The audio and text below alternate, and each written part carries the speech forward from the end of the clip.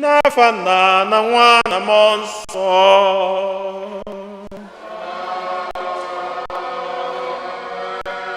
Ka ngọzi nke onye nwe anyị Jesu Kristi na ịhụnanya nke Chukwu na ịdịkọ n'otu nke Mmụọ Nsọ na-enye dịrị unu niile.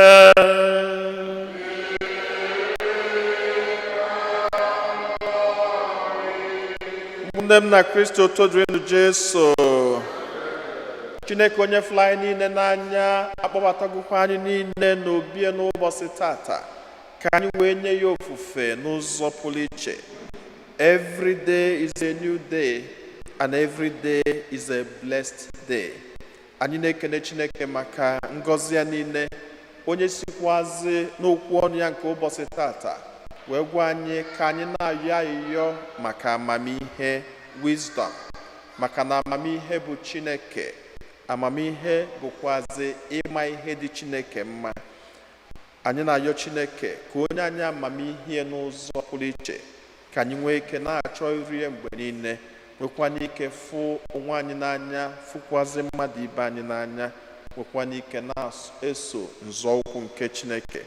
Na ajamasị n'ụwa ọtụtụ ndị yọla anyị ka anyị cheta ha na ajamasị.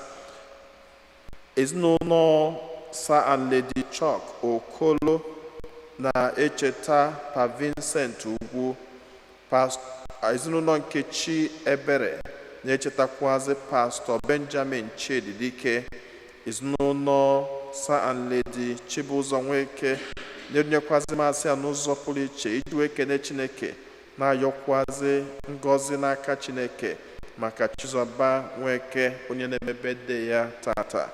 Enwezila ọtụtụ ebumnobi ndị ọzọ ka anyị natazi ya n'isi ana runye Chineke ebumnobi ndị ahụ niile.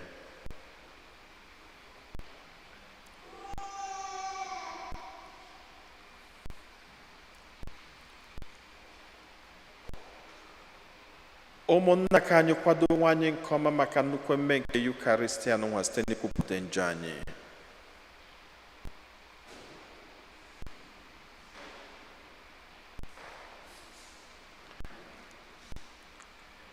ekwupụta ngwa Chineke ji ike niile na ụnụ ụmụnna m, emehiela m nke ukwuu site n'echiche na okwu na omume na site n'ịrapụ ezi omume o kwesịrị na m ga-eme, site na mmehie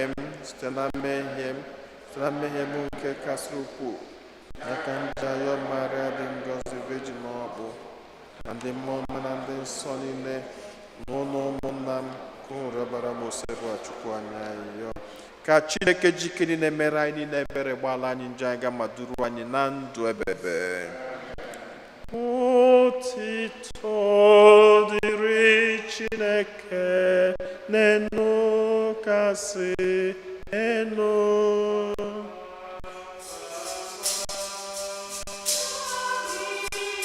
Glory to God. Glory to God. Glory to God. Glory.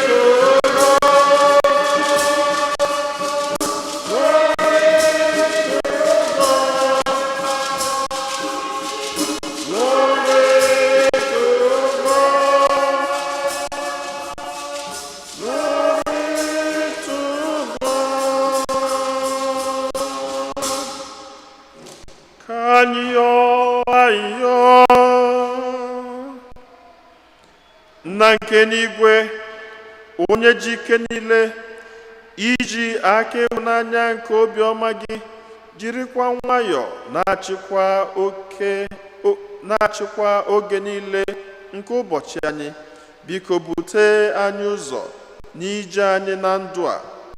Gboro anyị mkpa anyị tupu anyị akpọkue gị. Ekwela ka anyị dafue. Zidata mmụọ gị ka o jikọọ anyị n'okwukwe anyị, ka anyị wee soro n'ọrụ gị, were soro ṅụrịa ọṅụ n'ihu gị. Anyị yọrọ nke a site na dị nwe anyị Jesu Kristi nwa gị, onye gị na ya dị ndụ na-achị na ịdịkọ n'otu nke mmụọ nsọ, otu Chukwu site n'ụwa ta ụwa niile.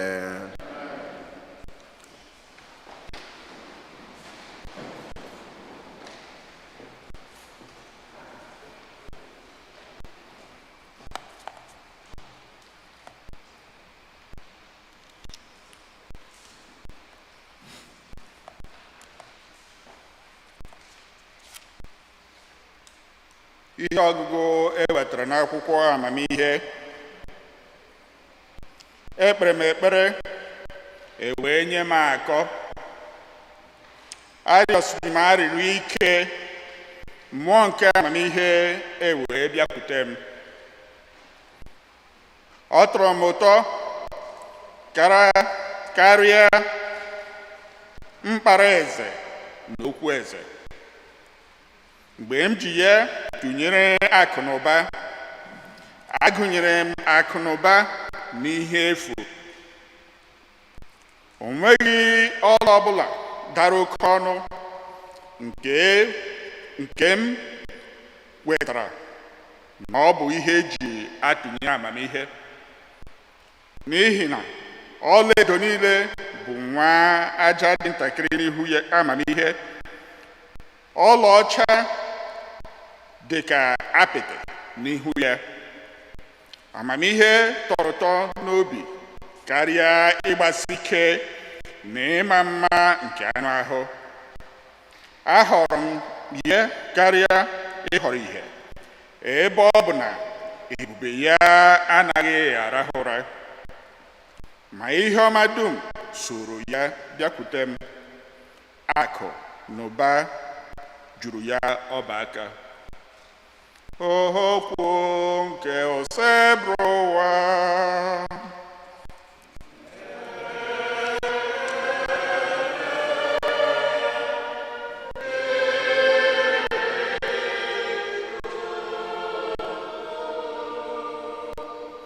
Onyenwe anyị, nye anyị ịhụnanya gị n'uju, ka anyị wee gụọra gị egwu ọṅụ.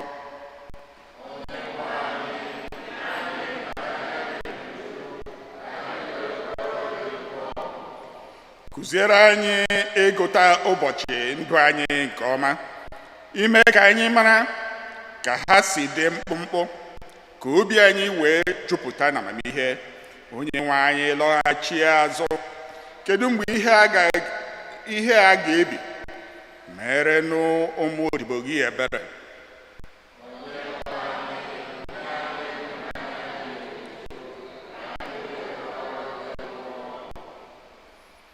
Nye anyị obiọma gị n'uju na chi ọbụbọ, ka anyị were aṅụrị tie mkpu ọṅụ n'ụbọchị anyị niile. Were obi aṅụrị dochiere anyị anya n'oge niile anyị hụsiri anya, n'oge niile ịtara anyị ahụhụ.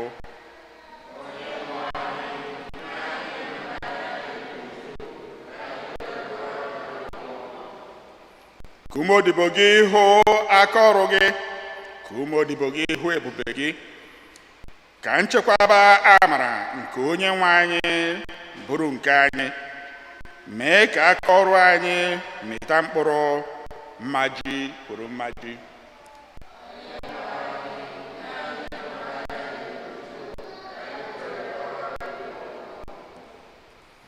Ihe ọgụgụ wetara n'akwụkwọ ozi edegara ndị Hibru. Okwu Chineke bụ okwu dị ndụ, na-adị ire. Ọ na-aghọ nkọ karịa mma agha nwere ihu abụọ. O nwere ike ịgafe n'ebe mkpụrụ obi na mmụọ jikọtara, ma ọ bụ n'ebe njikọ ọkpụkpụ na omi ọkpụkpụ jikọrọ. O nwere ike ikpebi ikpe dị n'agbata echiche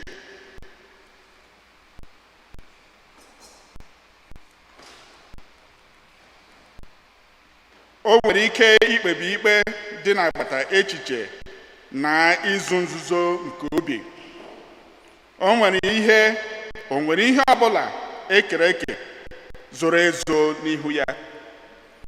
Ihe niile gba ọtọ, gherekwa oghe n'anya onye ahụ anyị ga-aza ajụjụ dum banyere omume anyị.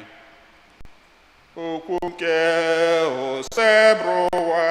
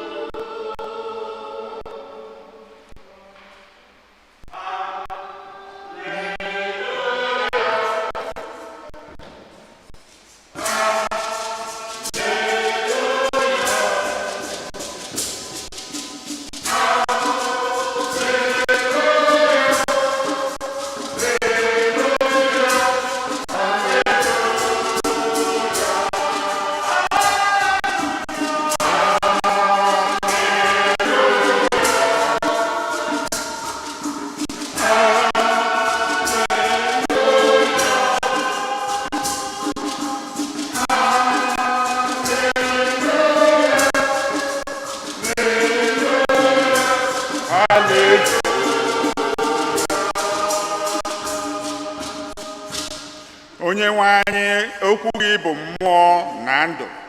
Ọ bụ gị ji okwu nke ndụ ebighị ebi.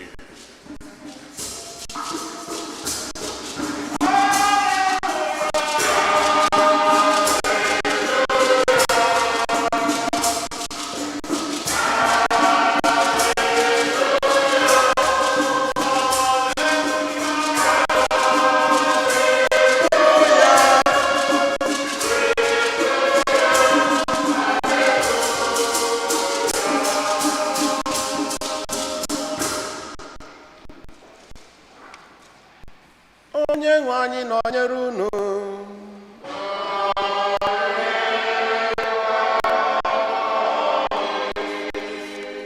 Ihe ọgụgụ nke ya si n'Oziọma Asọ nke Jọn dere, Mak dere. Otito dịrị gị.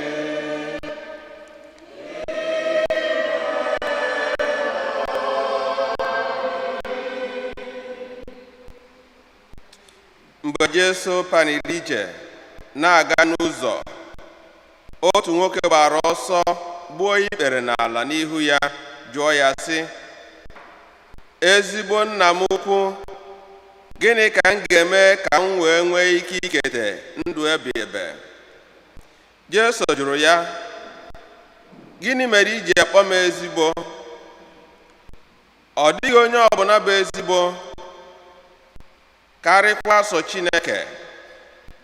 Ị maara iwu: egbu n'ochu, akwa n'iko, ezu n'ohi, agbana ama ụgha, aghọgbula mmadụ ibe gị, sọpụrụ nna gị na nne gị.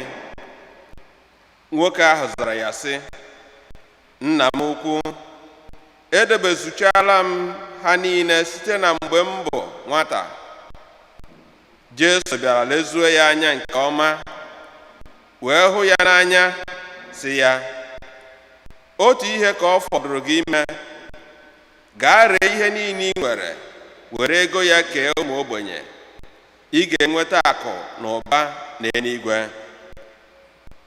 Mgbe ahụ bịaghachi soro m. Ihu gbarụrụ nwoke ahụ. Mgbe ọ nụrụ ihe a Jesu kwuru, o jiri ọnụma lawa, maka na ọ bụ onye bara ụba. Jesu wee legharịa anya gwa ụmụazụ ya, unu ahụna ka o si siere ndị bara ụba ike ịbanye n'alaeze Chineke.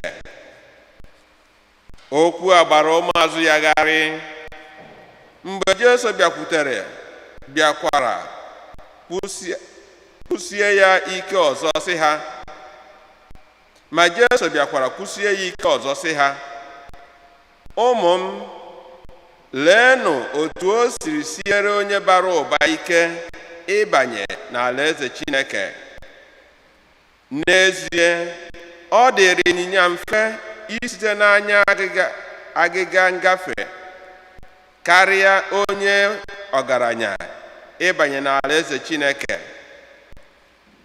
Okwu a bịara gbaa ụmụazụ ya gharịị karịa, nke na ha sịrịtara onwe ha, ọ bụrụ na ọ ga-arara ndị ọgaranya ahụ ịbanye, onyekwanụ ka a ga-azọpụta?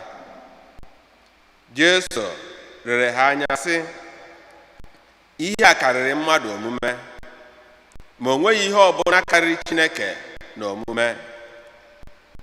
Pita amanie jụọ ya sị, lee, anyị ahapụ n'ihe niile soro gị. Jesu wee sị, n'ezie agwa m unu, ọ dịghị onye ọbụla hapụrụ ụlọ, ụmụnne ndị nwoke na ụmụnne ndị nwanyị, nne na nna na ụmụ, ma ọ bụ ala n'ihi m na n'ihi ozi ọma, nke na-agaghị anataghachikwa n'ụwa, ụlọ, ụmụnne nwoke, ụmụnne nwanyị, ndị nne, ụmụaka na ala ubi, tinyere mkpagbu, ihe ruru okpukpu narị karịa nke ọ hapụrụ, ọ ga-anatakwa ndụ ebighị ebi n'ụwa ọzọ. Oziọma nke osepụrụ ụwa.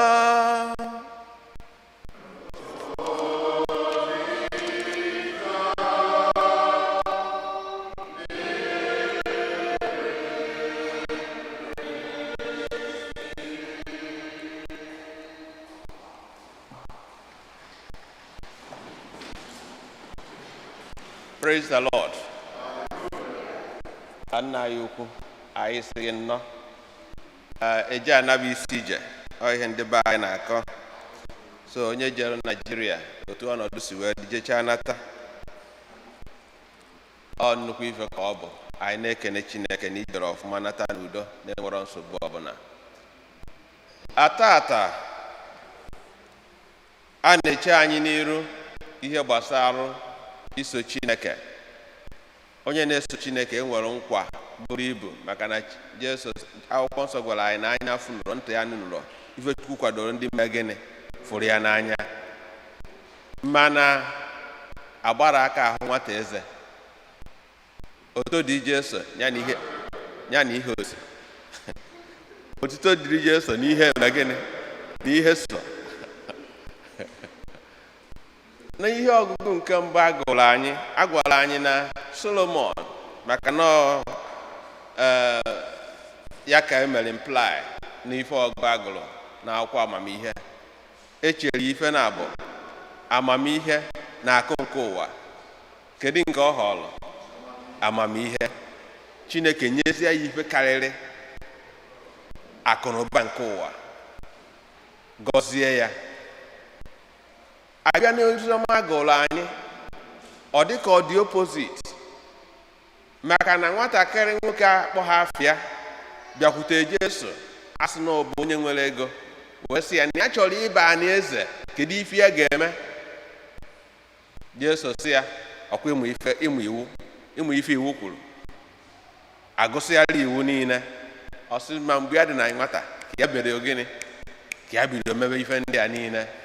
Jesu wee fụ ya n'anya na nwata na ọ na-eme gịnị, na ọ na-agba mbọ. Ọ sị ya, mana anya m ife eghere, mana o merọ gịnị, o gechara, ọ fọrọ ofu ihe fọziri na ọbụ, gaa were ife niile ị nwere, lee ya, kee ụmụ ogbenye, ị ga-enweta mmaji kwuru mmaji na gịnị, na eluigwe. Ị bịazịa ka ime gịnị, ka ị sowe m. Oh my God. Ya bụ ife wee karịa nwoke, orunata isi mee gịnị, kube. Ọ narie ya were ihe niile ya nwere nyele were ego eme gịnị kee ụmụ ogbenye. Nwoke a isi adịghị ya mma. Ọkwụrụ mara Jesu na-akpa ebe ihe na-efu.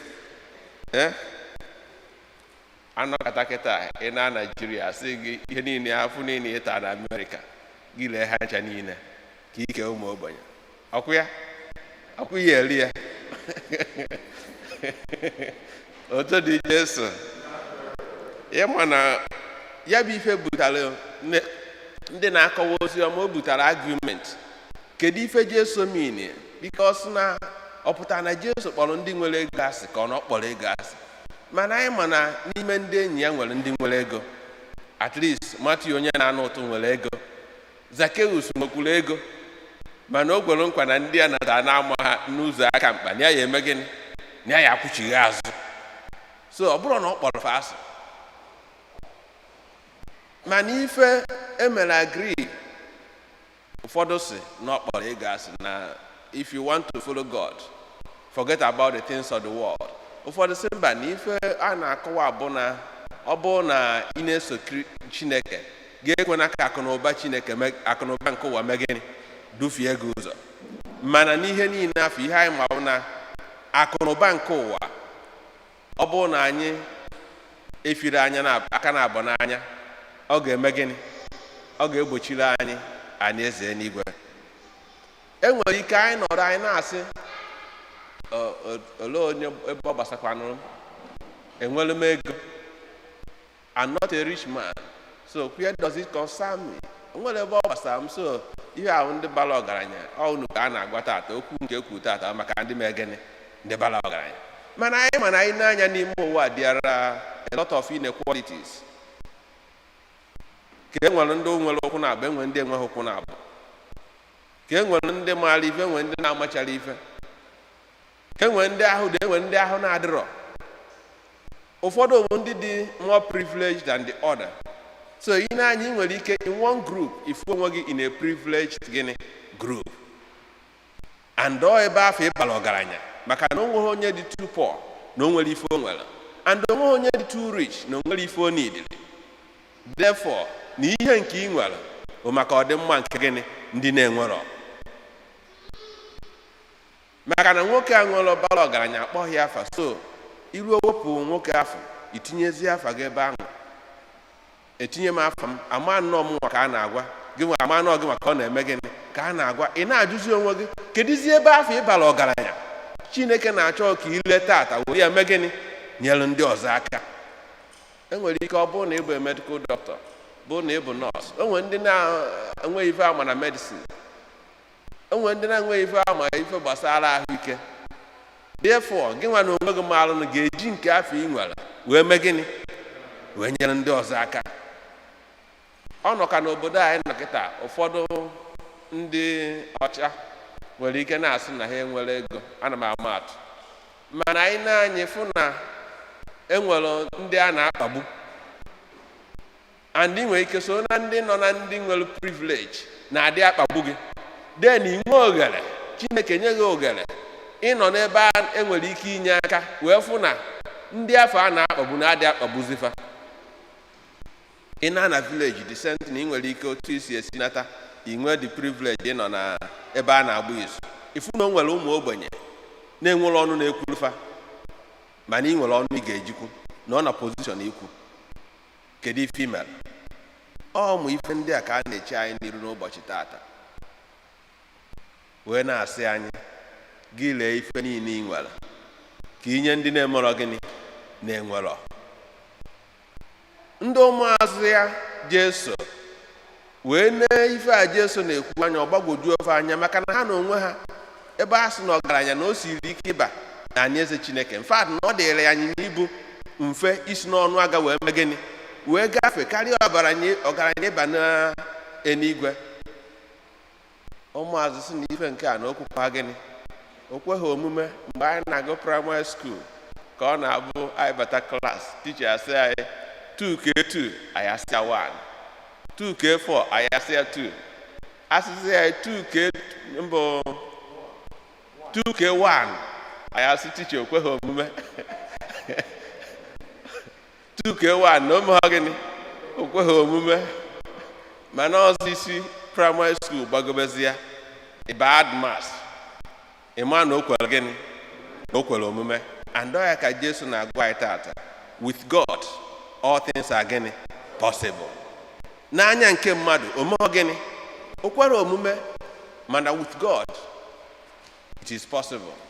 Ọ ya ka ọ na-agwa anyị n'ụbọchị tata wee na-asị anyị na onye nwenwuru obi wee mee ife ndị a na ọ ga-enweta ụgwọ ọrịa mmaju kwuru gịnị mmaji. It's like a paradox. If you give, you gain. If you fail to give, you do what? You lose. So na ọ ka alụghị mma na ime gịnị na inyere iwee mee gịnị ka iwee nweta. So ụmụnne nna Chineke ajamisi a ka ayọ Chukwu ka onye anyị amamihe a Solomon họrọ n'ife ọgụ nke mbụ ka anyị wee mata ife nke ụwa a na otu anyị ga-esi wee ji ife nke ụwa a wee chọta gịnị ife nke eluigwe site na Kristi dị nwere anyị.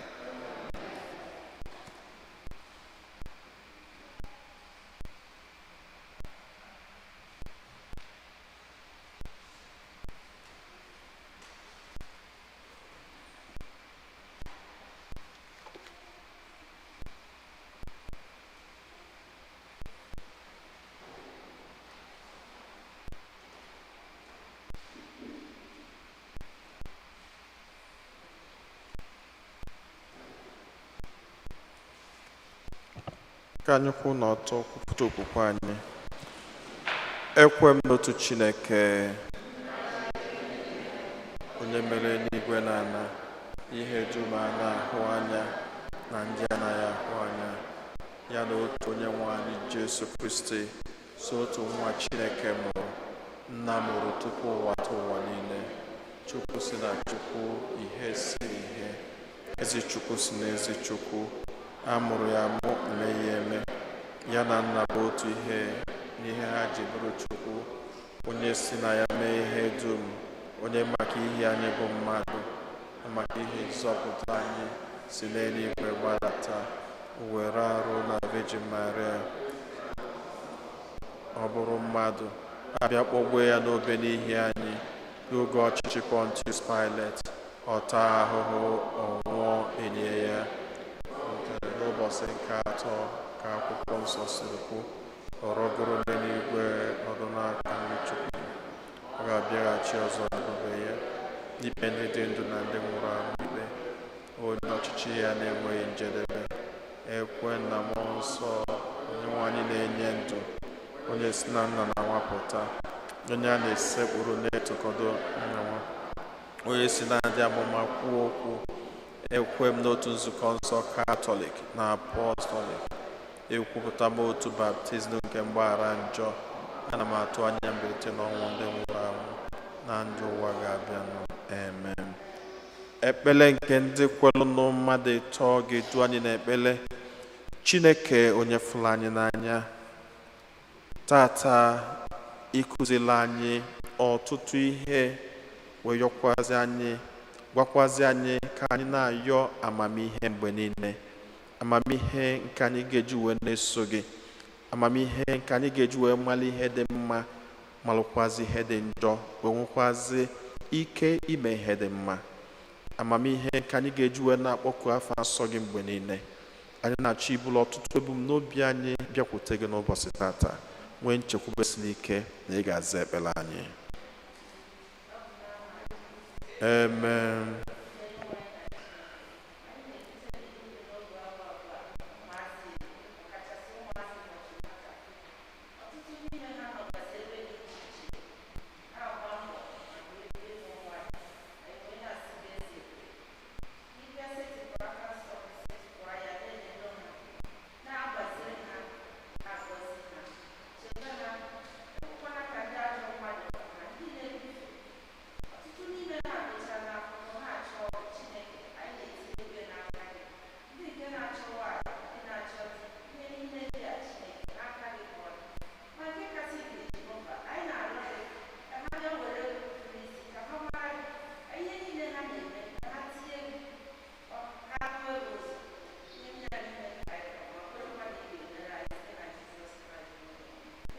nụla anyị anyị.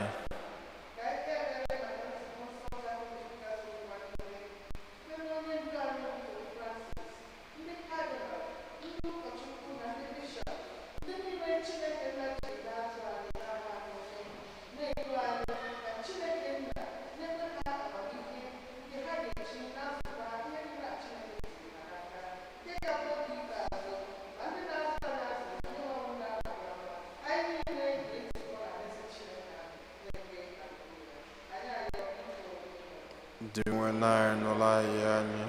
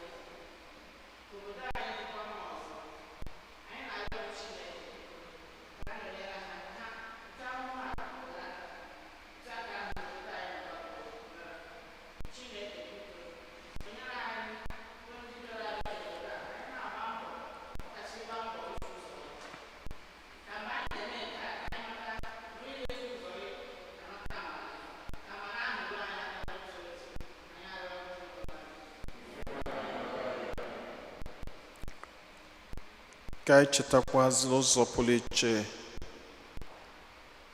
be anyị bụ ana Igbo, ka Chineke onye kesịrị anyị ike, Chineke onye nyere anyị amamihe, Chineke onye nyere anyị ịfụnanya n'ụzọ pụrụ iche bịa nekwasaba anyị bụ ana Igbo anya. Ka Chineke mara ihe butelu nnukwu nsogbu n'ụwa, melụ na nwanne amụrụzi nwanne ya, na oke ọnwụ, na oke ọgụ, na oke tigbuo zọgbue, na oke ụjọ gbara ebe niile.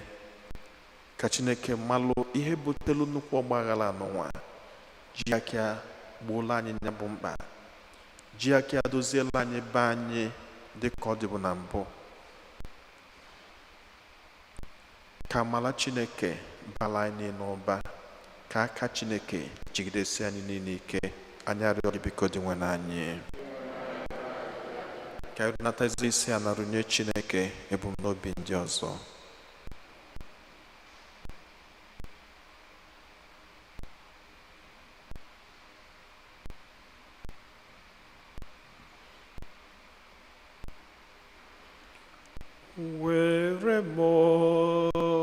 Were m ihe dị gị mma, enye gị onwe m, biko were m ihe dị gị mma, Jizọs. Were m ihe dị gị mma, enye gị onwe m, were m ihe dị gị mma, were anyị, were anyị ihe dị gị mma, enye gị ndụ m, biko were ya m ihe dị gị mma, Jizọs. Were m ihe dị gị mma, enye gị onwe m,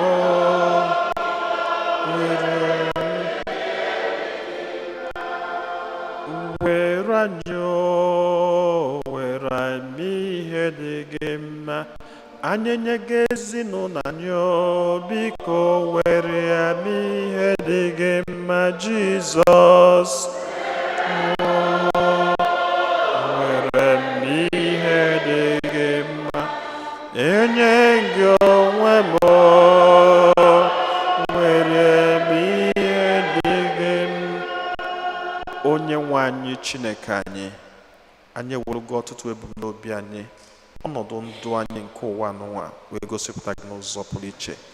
Anyị na-ayọ ka iche ntị n'ụlọ iyi anyị niile, ma nke anyị kwupụtara ekwupụta ma nke anyị bụ n'ime obi, ma gbuola anyị mkpa ndị ahụ niile karịa ka anyị pụrụ ịyọ gị site na Kristi onye nwe anyị.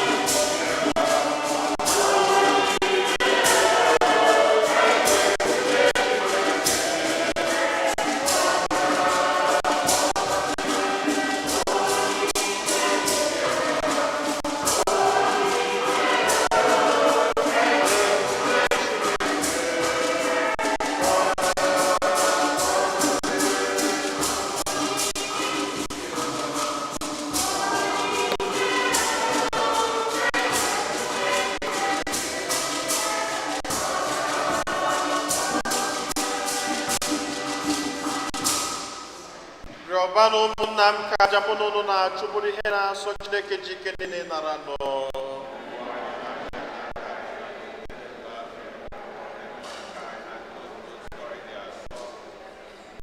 Onye nwe anyị, biko nara onyinye na arịrịọ nke anyị bụ ndị kwerenụ site na aja nke dị nsọ na ofufe nsọ anyị na-efe gị, mee ka anyị bata n'otuto nke n'igwe. Anyị rịọrọ nke a site na Kristi onye nwe anyị. Onye nwe anyị na onye n'ụlọ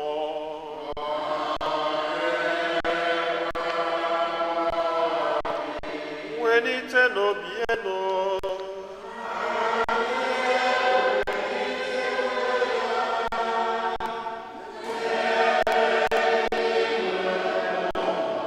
ka anyị nye n'ori nwa n'Chukwu anyị ekele.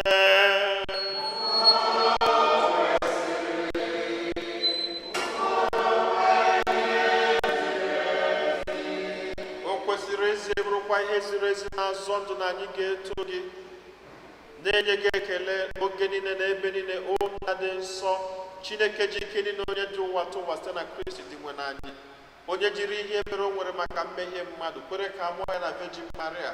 Ọ gbapụtara anyị n'ọnwụ ebebe, so n'ọnwụ ọ nwụrụ n'elu obe, ya si na mbilite n'ọnwụ ya nye anyị ndụ ebebe.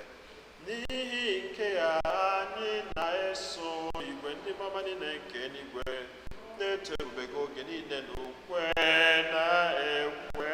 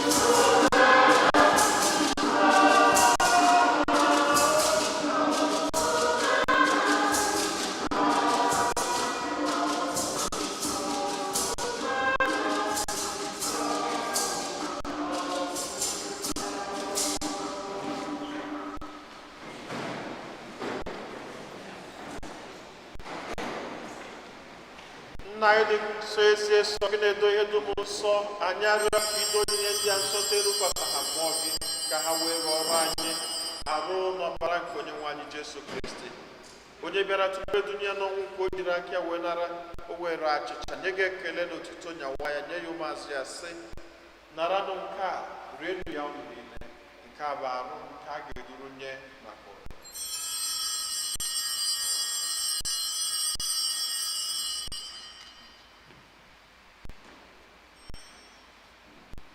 Otu akwa ka o siri mee mgbe ha richara nri anyasị, o buru iko mmanya nyekwa gị ekele na otuto bunye ya ụmụazụ ya sị, naranụ nke a ṅụọnụ ya unu niile, nke a bụ iko nke ọbara m, nke ọgbụgba ndụ ọhụrụ dị ebebe, a ga-agba n'ihi nna n'ihi mmadụ niile ka e were gbaghara njọ, na-emenụ nke a na ncheta nke m.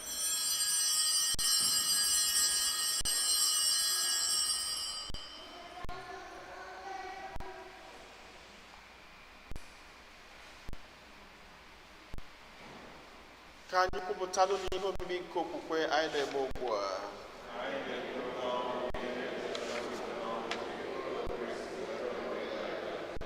Nna, na ncheta nke ọnwụ na mbilite n'ọnwụ nke nwa gị, anyị ebunye gị achịcha nke ndụ na iko nke nzọpụta. Anyị na-ekele gị n'ihi na ikwere ka anyị dị mma ịkwụrụ n'ihu gị na-efe gị. Anyị ji ume na-arịọ ka anyị bụ ndị na-anata arụ n'ọbara nke Kristi bụrụ otu site na njikọ nke mmụọ nsọ. Nna, cheta nzukọ ị gazuru ụwa niile, mee ka ịhụnanya gị jupụta ya. Gọzie popu anyị bụ Francis na bishọp anyị bụ Nicholas na ndị ofu ọta gị niile. Chetakwa ụmụnna anyị ndị ji okwukwe wee gaa n'ezumike nke ọnwụ, kpọbata ha na ndị ọzọ niile nwụrụ anwụ n'ihe nke ebube gị. Biko kpeere anyị niile ebere, ka anyị soro Virgin Maria dị ngọzi nne nke Chukwu, Josef dị asọ bụ di ya, ndị apọstụl na ndị nsọ gị niile, ndị mere uche gị n'ụwa wee keta ndụ ebe ebe, ka anyị sorokwa ha na-eto gị na-edo gị ebe site na Jesu Kristi nwa gị.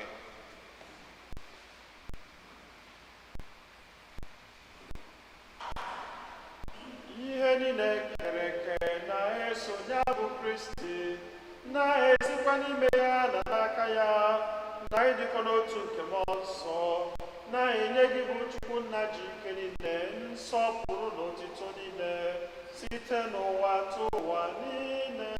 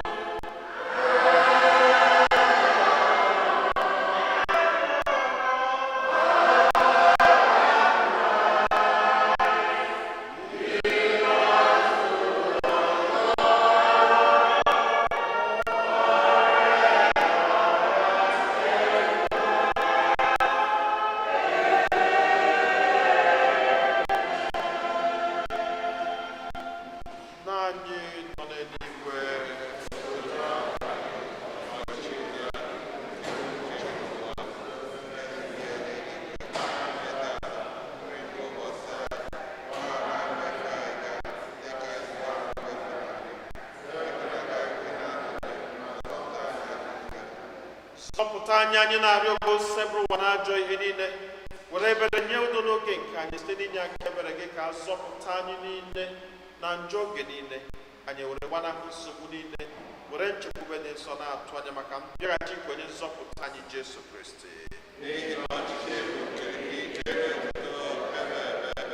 Onye nwe anyị Jesu Kristi, onye gwara ndị apọstụl gị, udo ka m na-arapụrụ unu, udo nke m ka m na-enye unu, elekwana anya na njọ anyị, kama lekwasị anya n'okwukwe nke nzukọ gị. Nye ya udo na-erikọ n'otu mgbe niile ka uche gị siri chọọ, ịbụ onye dị ndụ na-achị ebe ebe. Amen. Udo nke ose bụ ụwa dịrị unu mgbe niile.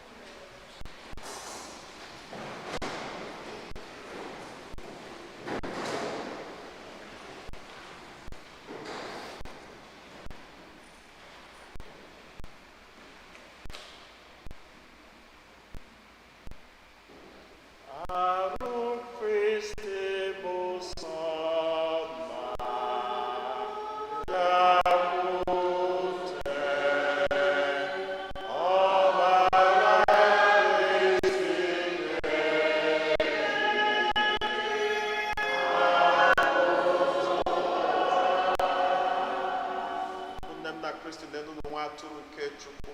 Nene onye ahụ na-ekpochapụ njọ nke ụwa anyị niile nwekwa n'isi ọma bụ ndị akpọrọ ori nke nwa atụrụ Chineke.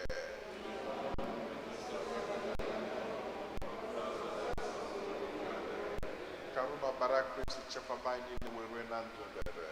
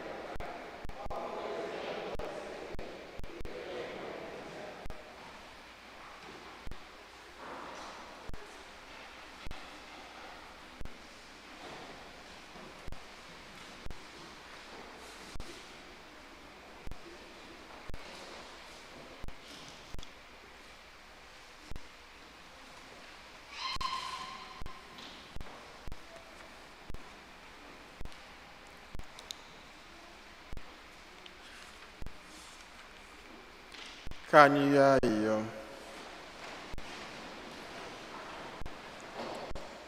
Dị nwenụ anyị ji ume na-arụ ebube eze gị, otu isi were ahụ n'ọbara nke kacha nsọ zụọ anyị, biko si otu ahụ mee ka anyị soro rite oke n'ịbụ Chukwu nke gị. Anyị yọrọ nke a site na Kristi Onyenwe anyị.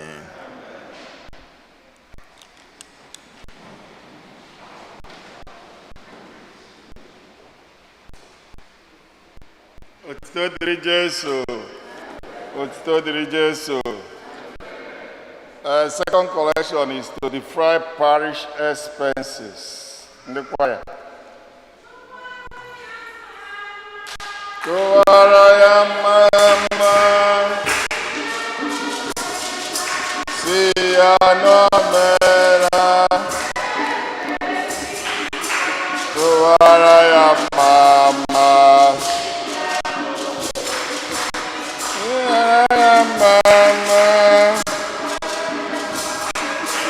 siyano mama.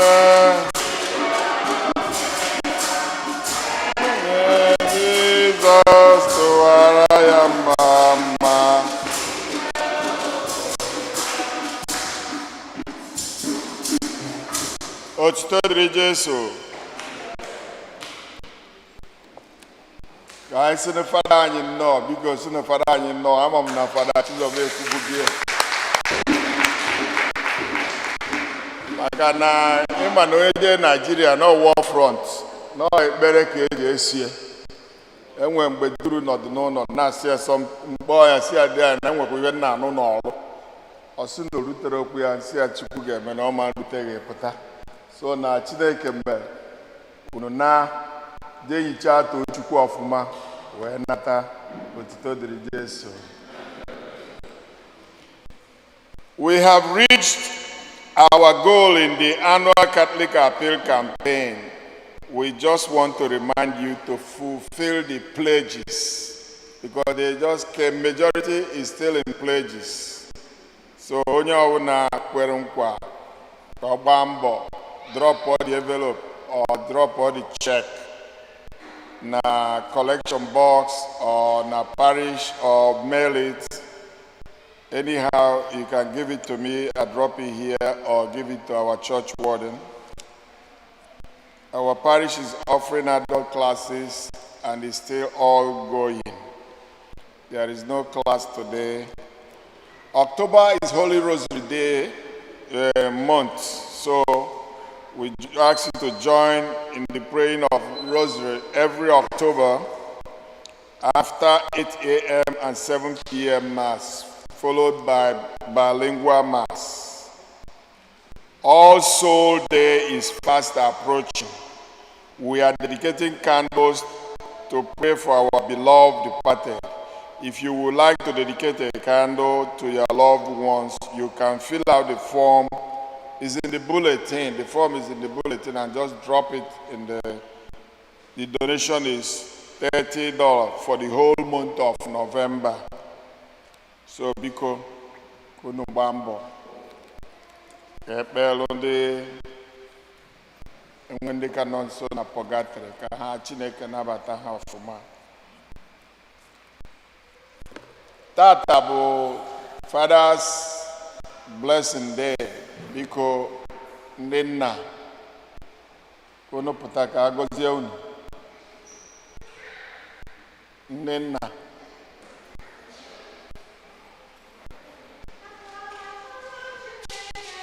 Mama onye nwanyị imela.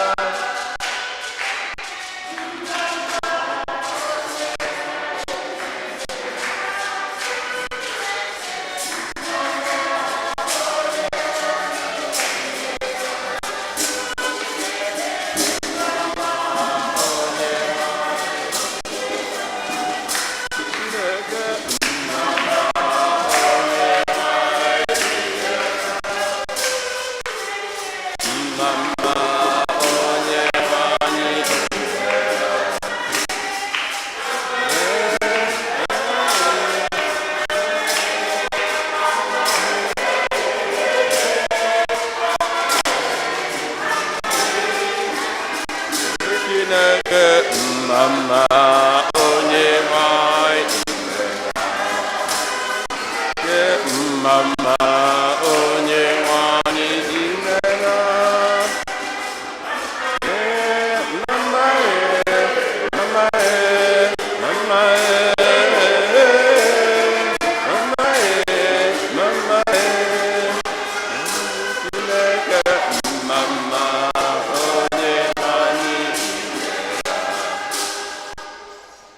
enyemaka anyị dị n'afọ onye nwe anyị o sebụrụ nụrụ arịrịọ anyị onye nwe anyị nọnyere unu Chineke nna pụrụ ime ife niile anyị na-ekene gị n'uju maka ndị nna anyị ndị nọ n'iru gị ugbu a anyị na-ekene gị maka ndụ i nyere ha n'ezinụlọ dị iche iche nke iji wee chọọ ha mma anyị na-ayọ ngọzi gị n'isi ha n'otu n'otu nye ha ezi amamihe dịka i nyere eze Solomon ka ha wee na-arụ ọrụ dịrị ha n'ezinụlọ dị iche iche ha nọ na ya nyekwazi ndị nwunye ha na ụmụaka ha mara iji wee na-asọpụrụ ha nye ha ihe akụ akụ ihe enwe nke ha ga-eji wee na-eneta ndụ n'ezinụlọ nke i nyere ha anya chekwaa n'aka ajọ mmụọ chekwaa n'aka ajọ mmadụ nye ha ogologo ndụ na ahụike amara n'enu amara ndụ n'enu ndụ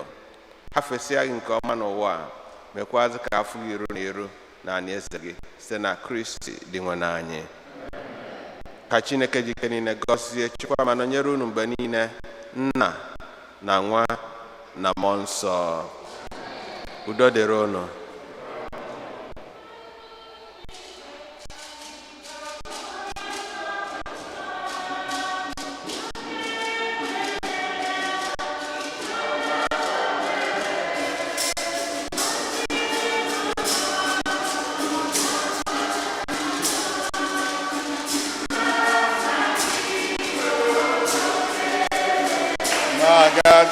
Oh mama,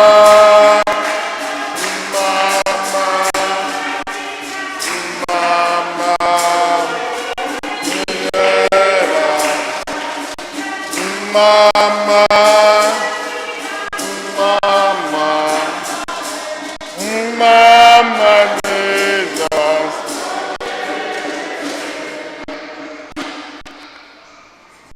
Letter from Father John Paul. Ọ na-ekene unu niile etu unu si wee nyere ya aka mgbe nne ya nwụrụ. And just the first paragraph. Permit me to say a very big thank you for your temporary spiritual support towards my mother's burial. I don't know what I would have done without your unflinching love and support. Well, we're Gabazia. So, ọ na-ekene unu. Onye mee ọfụma ekene ya na ọka esi eme unu mere ọfụma otuto dịrị Jesu. Enwe ndị birthday my sweetheart were birthday taa.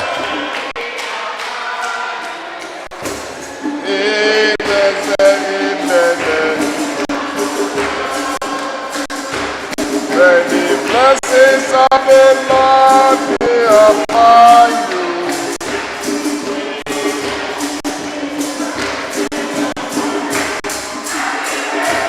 Happy birthday to you.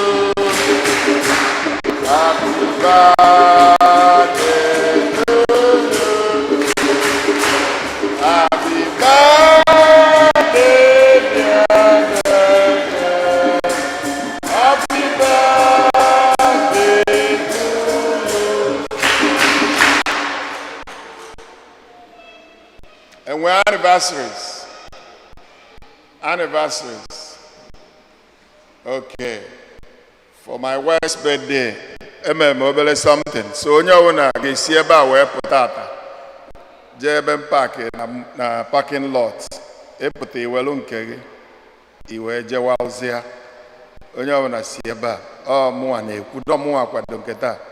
Si na.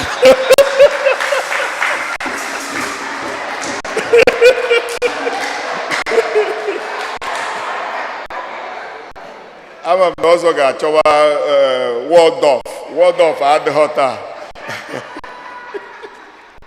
Otito dịrị Jesu. Otito dịrị Jesu.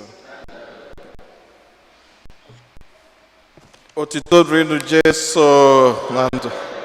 Onye jisi ike ya ejechago nọ nata ana m ekene Chineke n'ụzọ pụrụ iche for being out for 1 month. Nwekwa ike jee nata n'udo na-enwero nsogbu ọbụla. Na-ekenekwazi nwanne m nwoke Fadema onye m si abiko ya nọnyere ụmụnne m niile n'ụwa, and he was very, very devoted to it. Fadema sing thank you in Jesus' name. Then nekenekwazi our leadership, Sachibuzo Nweke and the executive niile. To tell you the truth, last Sunday, I'm in Germany because I had a little brief stay in Germany.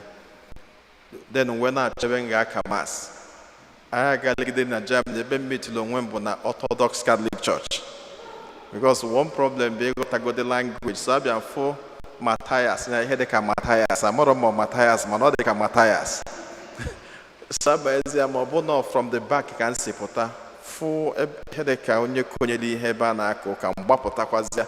Can see na the main church bata. Fuzio no nya ye fe iji aka benediction. When aka church, man no sit here. So we went back to where we are. We had a light work at Mass last Sunday.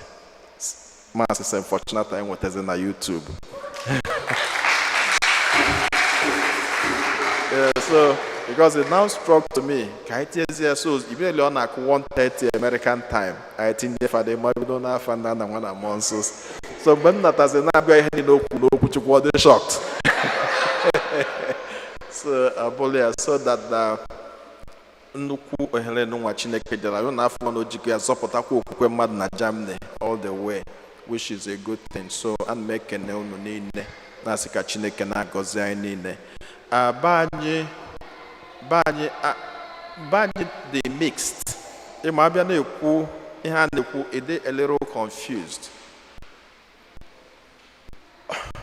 Kedu ga-esi wee tinye ụjọ dị mana obodo dị mma. Amara m etu ha na-abụ si a balance. Ihe nji wee kwuo ya etu ahụ bụ life is still normal. Enweghị ihe mfụrụ na ihe niile na-apụta na youth na WhatsApp bụ etu unu nwa si afụ ya na WhatsApp ka m nwa si afụ. Apart from the Tuesday, even ebe agbagbu Chike akonyele, agafe m ebe ahụ in the morning and life was on. And then the next day, I also passed through that place and life was on. The only thing was it was a very unfortunate situation. Magihan Deka guerrilla warrior or guerrilla war, where a target, a made that thing at that spot. And then after that minute, and people have kind of become insensitive to blood. Ever will the worst problem. Now people are go insensitive. Even before a one accident, only one kuchi anya kuchi enti neti ana che twist ya kuwasimoto nande batazo who menda bataho who monya bakato baga because they don't want to see blood. Anaketa mo keo mo chichao ma nwata mo okenye onye ona na-enezi ọbala ka gasị no mmili ebe abebe mma ihe na chi baby na hwa because when abnormal becomes normal enwe na nsogbu mgbe ọbala mmada bụzi pure water then the man enwe problem ebe abebe na atụm nnukwu ụjọ. But apart from that, a na-eme ihe ndị na-akwa ozu na-akwa ozu. And though to like a point and kill, I thought I could hear.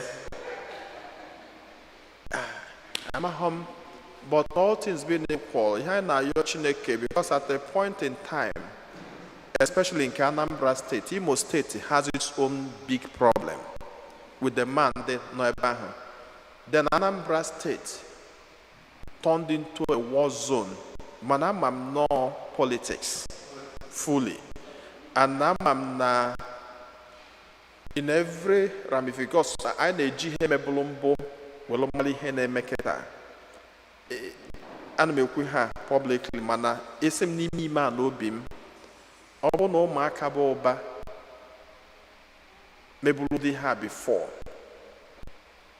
obi m na-agwa m na ha ga-amalili ihe na-eme nke bụ a. Kama na ịmago na onye ala na-abịa ikopie ọ nkịta abụ mgbe ụfọdụ isi jie ogbuo ma ndị ọta ma onye nwe ma onye nwere ya. So ịmago na ha ekopụ kịta. So they can kill politically, they can also kill onye amaghị ha na-eme. Plus ndị mgbọ ga-atụ. So n'ihe anyị na-ayọ Chineke bụ ka Chineke melụba anyị ebele. Mana achọrọ m ka anyị jiri chụọ ụjọ n'ọdụ maka o setikwa bụkwa na nwe vacation aka m ga-ejekwa Nigeria echi. Ihe ji ekwu etu a ka onye ọ na-arapụ ijizi ụjọ maka ụjọ ahụ ọ dịchaghị etu ahụ ọ dị na WhatsApp. Ọ dịchaghị exactly. Ọ dịrọ I just came in. Onye ka m ji ekwu ọ dịchaghị exactly etu ọ dị na WhatsApp. But that does not mean n'obodo dị very safe enwe problem. And until that problem is solved, then we cannot be who we are as ndị Igbo. Ebe anyị nwere nsogbu. So nọọsụ ekpele biko anyị ga na-etinye n'ekpele ndị ọbụla ga-ekpe ekpele nke ndị kwenụ ya bụrụ one petition anyị na-etinye ana Igbo maka na be anyị a mebie nwekwana ihe na-atụtọ ka be anyị n'ụwa. Ọsọ obodo America arthritis na-achọkwa igbucha anyị niile ebe a. Mana be anyị nọdụ arụ adịghị ilie nyoba agha arụ ọya ọbụla na-aya gị na ebe ahụ ọya na.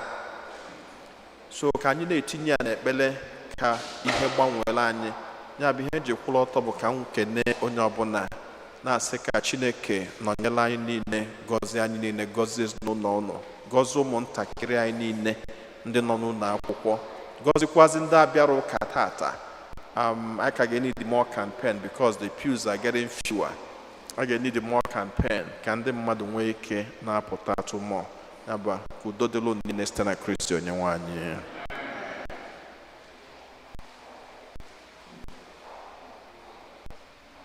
Onye nwe anyị na onye n'ụlọ.